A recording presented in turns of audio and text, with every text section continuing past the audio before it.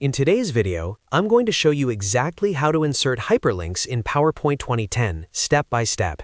If you want to make your presentations more interactive by linking to websites, other slides, or external resources, this quick tutorial will walk you through the entire process in just a few minutes.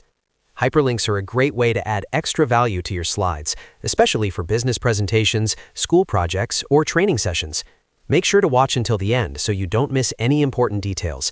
And if this video helps you out, don't forget to like and subscribe for more easy PowerPoint tutorials. All right, let's get started. First, open Microsoft PowerPoint 2010 on your computer and open the presentation where you want to insert the hyperlink. You can either create a new slide or use an existing one. Once your slide is open and ready, go to the top menu bar and click on the Insert tab. This tab contains all the tools you need to add elements like pictures, shapes, text boxes, and of course, hyperlinks. Next, click on Text Box in the Insert menu. Your cursor will change, allowing you to draw a text box anywhere on your slide. Click and drag your mouse across the slide to create the text box. This is where you'll type the text that will contain your hyperlink. Now, type the word or phrase that you want people to click on. For example, you could type something like, "Visit our website," or "Click here for more information."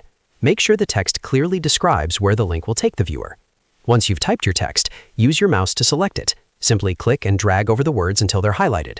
This step is very important because PowerPoint needs to know which text you want to turn into a clickable hyperlink. After selecting the text, right-click on it. A small menu will appear. From that menu, click on the option that says Hyperlink or Insert Link, depending on how it appears in your version of PowerPoint 2010.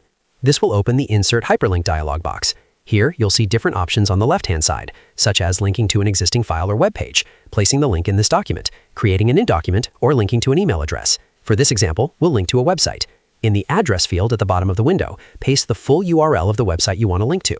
Make sure the link starts with HTTPS or HTTPS to ensure it works correctly. Double-check the spelling of the URL so that your audience doesn't end up on the wrong page.